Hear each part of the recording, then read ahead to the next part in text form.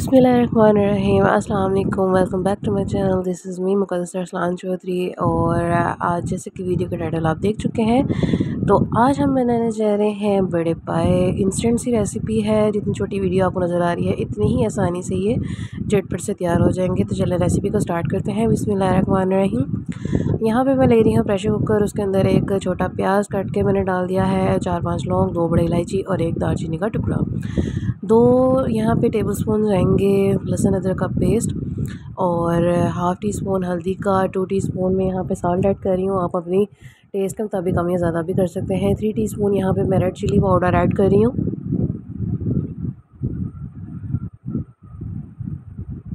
साथ ही यहाँ पे 2 पाए और वज़न में तकरीबन 1 किलो 300 ग्राम के करीब हैं, और मैं ऐड करके इसमें 2 गिलास भर के पानी के डाल दूँगी और प्रेशर कुकर को बंद करेंगे और स्टीम के लिए इसको लगा देंगे। जैसे ही सीटी लगी से ऑनवर्ड हमने आधा घंटा देना है, और उसके बाद ये देखें हमारे ये पाए जो से हैं वो 50% डन है, और पानी इतना है नहीं इसके बीच में। तो हम यहाँ पर अब ऐड करेंगे घी को।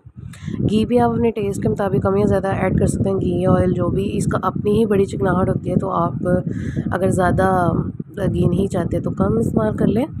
तो इसके अंदर मैंने यहाँ पे घी ऐड किया है। अच्छे से मैं फ्लेम को थोड़ा मीडियम टू हाई कर लूँगी और इसकी करूँगी बुनाई।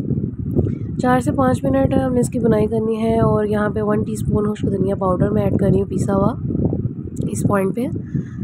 तो अब मैं इसकी 4 से 5 मिनट तक बुनाई करूँगी, और आप देखेंगे कि इतना यम्मी सा इसका एक फ़ाइन सा बुनाई के दौरान मसाला तैयार हो जाएगा। तो फिर उसके बाद हमने ऐड करना है इसके अंदर 3 गिलास पानी मैंने यहाँ ऐड किया है। पर आप अगर शोरबे को गाढ़ा नहीं रखना चाहते, थोड़ा पतला रखना चाहते हैं, तो आप 4 से 5 गिलास भी डाल सकते हैं।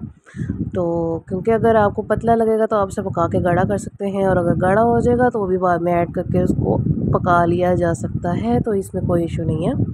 तो इसमें पानी ऐड करने के बाद साइडों से मैंने अच्छी तरह जो मसाला लगा हुआ था उसको भी साफ़ कर लिया। फिर मैं स्टीम लगाऊंगी, तकरीबन आधा घंटा हम और देंगे इसको, और आधे घंटे बाद हम देखेंगे और हमारा पाए का सालन तैयार है।